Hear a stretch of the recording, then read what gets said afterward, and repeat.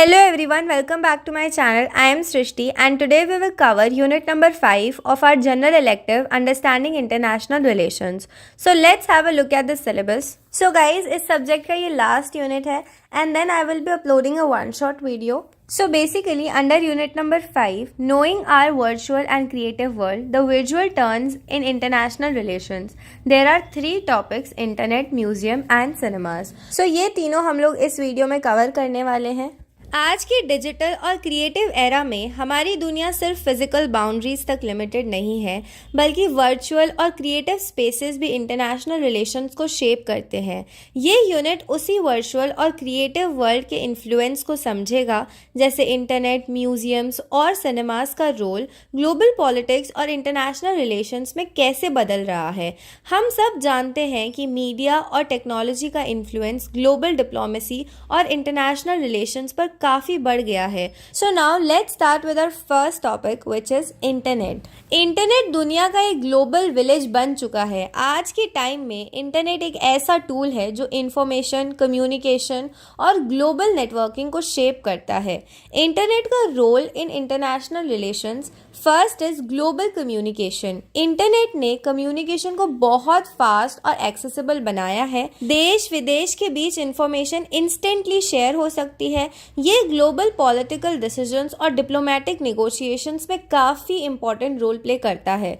For example, Arab spring 2010-2011 में social media platforms Facebook, Twitter ने लोगों को मोबिलाइज किया, जिसे गवर्नमेंट प्रोटेस्ट और रिजीम चेंज करने के लिए यूज़ किया गया. सेकेंड है social media diplomacy. Social media ने गवर्नमेंट्स और इंटरनेशनल ऑर्गेनाइजेशंस को अपने व्यूज़ और पॉलिसीज़ को डायरेक्टली दुनिया तक पहुंचाने का प्लेटफॉर्म दिया है. फॉर एग्जाम्पल, यूएस प्रेसिडेंट्स और यूएन ऑफिशियल्स का ट्विटर यूज़, बैरक ओबामा और डोनाल्ड ट्रंप ने ट्विटर के थ्रू फॉरेन पॉलिसी डिसीजंस और ग्लोबल डिप्लोमेसी को डायरेक्टली इन्फ्लुएंस किया.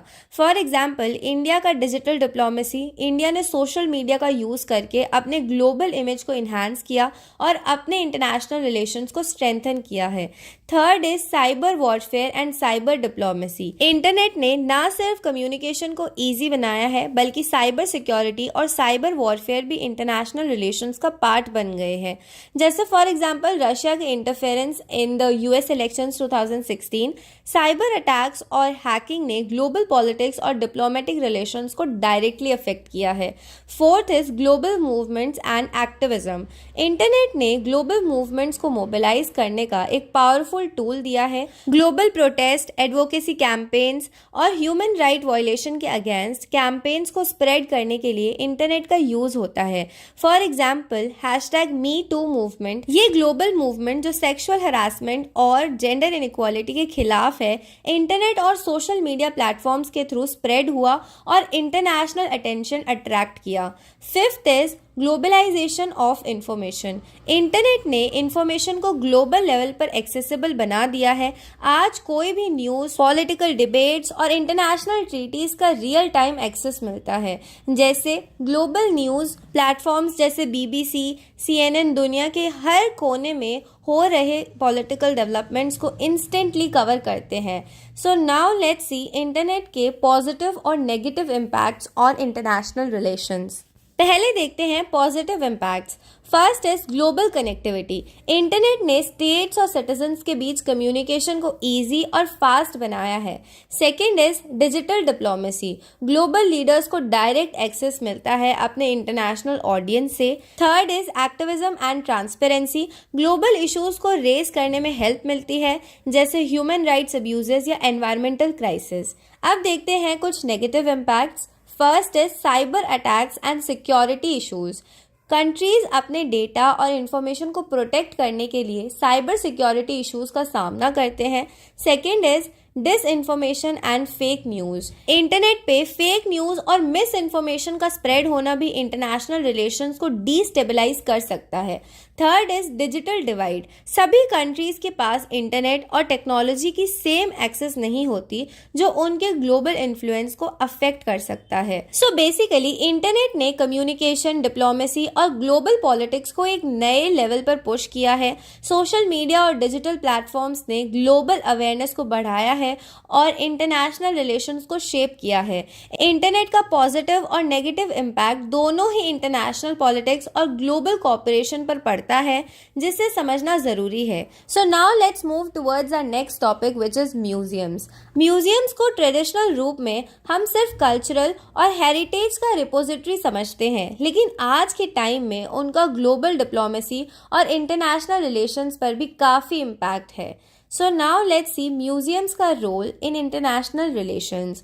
First is cultural diplomacy. Museums अपनी कल्चरल आर्टिफैक्ट्स और एग्जीबिशंस के जरिए कल्चरल डिप्लोमेसी का एक टूल बन गए हैं। ये एक ऐसा तरीका है जिसमें कंट्रीज अपने कल्चर, आर्ट और हिस्ट्री को दूसरे देशों तक प्रेजेंट करती है ताकि अपनी सॉफ्ट पावर को इन्हांस कर सके।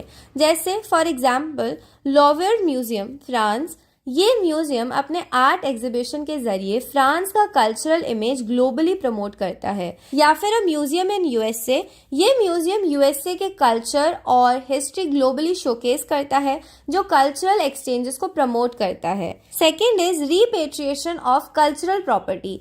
एक इम्पॉर्टेंट इशू है रीपेट्रिएशन, यानी कल्चरल आर्टिफैक्ट्स को उनके ओरिजिनल कंट्रीज में वापस भेजना।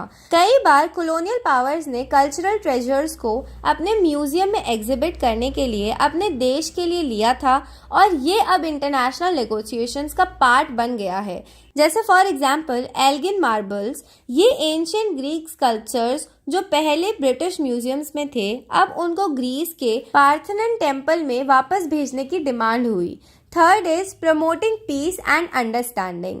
म्यूजियम्स अपने एग्जीबिशन के थ्रू ग्लोबल पीस और अंडरस्टैंडिंग को प्रमोट करते हैं। ये एक ऐसा स्पेस है जहां लोग डिफरेंट कल्चर्स और हिस्ट्री को समझ सकते हैं, जिससे इंटरनेशनल कॉन्फ्लिक्ट्स और मिसअंडरस्टैंडिंग्स को रिड्यूस किया जा सके।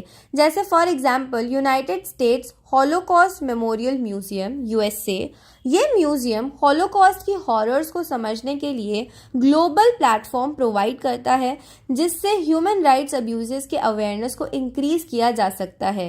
Fourth is museums as neutral grounds. Museums कभी कभी न्यूट्रल ग्राउंड्स भी बन जाते हैं जहां इंटरनेशनल कॉर्पोरेशन और डिप्लोमेसी होती है।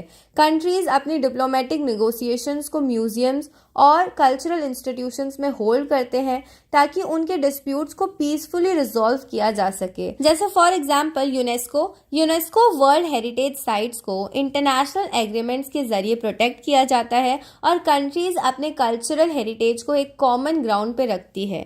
नाउ लेट्स सी म्यूजियम्स के कुछ impacts on international relations. First is cultural awareness and exchange. Museum से कल्चरल अवेयरनेस प्रमोट होता है जो ग्लोबल कॉर्पोरेशन को इंक्रीज करता है। कंट्रीज अपने कल्चर को शोकेस करने के लिए म्यूजियम्स का यूज करते हैं, जिससे सॉफ्ट पावर का इन्फ्लुएंस बढ़ता है। जैसे for example India's national museum, ये म्यूजियम अपने कल्चरल डाइवर्सिटी को दुनिया के सामने लाता है, जिससे इंडिया का ग्लोबल इमेज इंप्रूव होता है। Second is national identity and global image. Museums अपने नेशन की आइडेंटिटी को ग्लोबली रिप्रेजेंट करते हैं। ये देश के हिस्टोरिकल नरेटिव्स और कल्चरल प्राइड को शोकेस करता है, जो इंटरनेशनल पॉलिटिक्स में भी इम्पॉर्टेंट रोल प्ले करते हैं। जैसे for example British museum UK, ये म्यूजियम अपने कॉलोनियल हिस्ट्री और आर्टिफैक्ट्स को शोकेस करता है, जो ब्रिटिश आइडेंटिटी को रिफ्लेक्ट करता है। लेकिन इसी वजह से रिपैट्रिएशन डिबेट्स भी होती हैं। Third is cultural conflicts and controversies. Museums भी कल्चरल कॉन्फ्लिक्ट्स का सोर्स बन सकते हैं जब आर्टिफैक्ट्स या कल्चरल ट्रेजर्स को डिस्प्यूटेड रीजन से लेकर वहां एग्जिबिट किया जाता है। ये इंटरनेशनल रिलेशंस को अफेक्ट करते हैं और डिप्लोमेटिक टेंशंस क्रिएट करते हैं। जैसे for example during world war II Nazi regime ने बहुत से कल्चरल आर्टिफैक्ट्स लूट लिए और उनका रिपैट्रिएशन आज भी इंटरनेशनल डिस्प्यूट्स का कॉज बन रहा है। सो बेसिकली म्यूजियम्स एक इम्पॉर्टेंट टूल है कल्चरल डिप्लोमेसी को इन्हांस करने के लिए, जिससे कंट्रीज अपने कल्चर, हिस्ट्री और आइडेंटिटी को ग्लोबल स्टेज पर शोकेस करती है।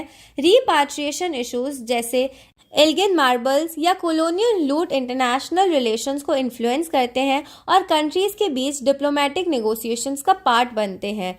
म्यूजियम्स ग्लोबल पीस और अंडरस्टैंडिंग को प्रमोट करते हैं, लेकिन कल्चरल कॉन्फ्लिक्ट्स और कंट्रोवर्सीज भी इंटरनेशनल रिलेशंस में इंपॉर्टेंट रोल प्ले करते हैं। So now let's move towards our last topic which is cinemas. Cinema सिर्फ एंटरटेनमेंट का सोर्स नहीं है, बल्कि ये ग्लोबल पॉलिटिक्स, डिप्लोमेसी और कल्चर को शेप करने का एक पावरफुल मीडियम है। फिल्मों का global distribution, cross cultural exchanges और सॉफ्ट पावर को प्रमोट करने में बहुत बड़ा रोल होता है। सिनेमास का रोल क्या है इंटरनेशनल रिलेशंस में? First is soft power and cultural diplomacy. Cinema एक सॉफ्ट पावर का टूल बन गया है जिसमें कंट्रीज अपने कल्चर और वैल्यूज को इंटरनेशनली प्रमोट करते हैं। ये एक पावरफुल मीडियम है जो ग्लोबल इमेज बिल्डिंग में हेल्प करता है। जैसे फॉर एग्जांपल हॉलीवुड फिल्म्स दुनिया के हर कोने में पॉपुलर हैं और ये अमेरिकन कल्चर और वैल्यूज को प्रमोट करते हैं। ये यूएसए के ग्लोबल इन्फ्लुएंस को स्ट्रेंथन करते हैं। या फिर जैसे फॉर एग्जांपल बॉलीवुड, इंडिया का सिनेमा भी अपने कल्चर, म्यूजिक और सोशल वैल्यूज को ग्लोबल ऑडियंस तक पहुंचाने का एक टूल है। बॉलीवुड की फिल्म्स ग्लोबल लेवल पर इंडियन सॉफ्ट पावर को शोकेस करते हैं। Now second is cinematic propaganda and political messaging. Cinemas कभी कभी प्रोपेगेंडा टूल्स बन जाते हैं जहां कंट्रीज अपने पॉलिटिकल मैसेजेस या नेशनल आइडेंटिटी को प्रमोट करते हैं। ये फिल्म्स ग्लोबल पॉलिटिकल ओपिनियंस को इन्फ्लुएंस करने का एक तरीका होता है। जैसे for example world war 2 propaganda films, Nazi Germany ने अपनी आइडियोलॉजी को स्प्रेड करने के लिए फिल्म्स का यूज़ किया और यूएस और यूके ने अपने सोल्जर्स को मोटिवेटेड करने के लिए प्रोपेगेंडा फिल्म्स बनाई थी। या फिर एग्जांपल ले लो कोल्ड वॉर सिनेमाज। यूएसए और सोवियत यूनियन दोनों ने अपने पॉलिटिकल आइडियोलॉजीज को सिनेमा के जरिए प्रमोट किया।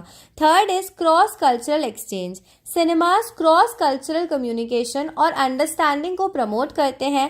कंट्रीज अपनी फिल्म्स के जरिए दूसरे देशों के कल्चर को समझने में मदद करते हैं, जो इंटरनेशनल रिलेशंस में अंडरस्टैंडिंग और कॉर्पोरेशन को इंक्रीज करता है। जैसे फॉर एग्जांपल इंटरनेशनल फिल्म को प्रोडक्शंस, फिल्म्स को डिफरेंट कंट्रीज मिलकर प्रोड्यूस करते हैं। जैसे इंडिया और यूके का collaboration in movies like Slumdog Millionaire.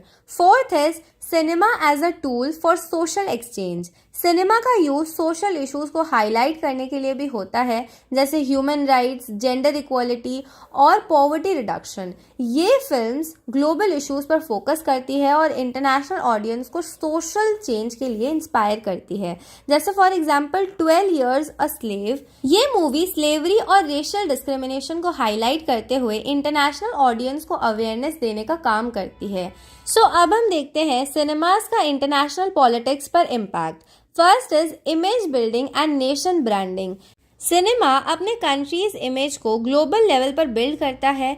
Countries अपने फिल्म्स के जरिए अपने नेशनल आइडेंटिटी, वैल्यूज और कल्चर को प्रमोट करती है, जो उनकी ग्लोबल स्टैंडिंग को इन्फ्लुएंस करता है। जैसे for example the French new wave, French cinema ने अपने आर्टिस्टिक और इंटेलेक्चुअल कल्चर को ग्लोबली रिप्रेजेंट किया और फ्रांस के कल्चरल डिप्लोमेसी को स्ट्रेंथन किया। Second is political influence and global relations. Film कभी कभी पॉलिटिकल रिलेशंस को इन्फ्लुएंस करते हैं, क्योंकि फिल्म्स किसी भी देश की फॉरेन पॉलिसी और डिप्लोमेटिक रिलेशंस को इनडायरेक्टली शेप कर सकती है। जैसे फॉर एग्जांपल चाइना और हॉलीवुड। चाइना की ग्रोइंग मार्केट ने हॉलीवुड फिल्म्स को अपने इंटरेस्ट के हिसाब से मॉडिफाई करने पर मजबूर किया है। Third is global conflict and diplomacy. Cinema को यूज करके कंट्रीज अपने डिप्लोमेटिक इश्यूज को रेज करते हैं या ग्लोबल कॉन्फ्लिक्ट्स के इश्यूज को स्पॉटलाइट करते हैं। ये इंटरनेशनल डिप्लोमेसी को शेप करते हैं। So now conclusion. तो आज हमने अपने यूनिट नंबर 5 के 3 टॉपिक्स को समझा, इंटरनेट, म्यूजियम्स और सिनेमाज। इंटरनेट ने ग्लोबल कम्युनिकेशन, साइबर डिप्लोमेसी और सोशल मूवमेंट्स को स्पीड और रीच दी है, लेकिन साइबर वॉरफेयर और डिसइंफॉर्मेशन जैसे चैलेंजेस भी क्रिएट किए हैं। देन हमने देखा म्यूजियम्स अपने कल्चरल डिप्लोमेसी और रिपाट्रिएशन इश्यूज के थ्रू सॉफ्ट पावर को स्ट्रेंथन करते हैं और कल्चरल एक्सचेंजेस को प्रमोट करते हैं। एंड देन सिनेमाज अपने soft power, cross cultural exchange और ग्लोबल पॉलिटिकल इन्फ्लुएंस के ज़रिए इंटरनेशनल रिलेशंस को शेप करते हैं और सोशल चेंज को प्रमोट करने का एक टूल बन गए हैं। So this was our unit number 5। I hope आपको अच्छे से सारी चीज़ें क्लियर हो गई होंगी। Still if you have any doubts feel free to ask me in the comment box. I will reply you as soon as possible. Thank you so much for watching and don't forget to subscribe to my channel.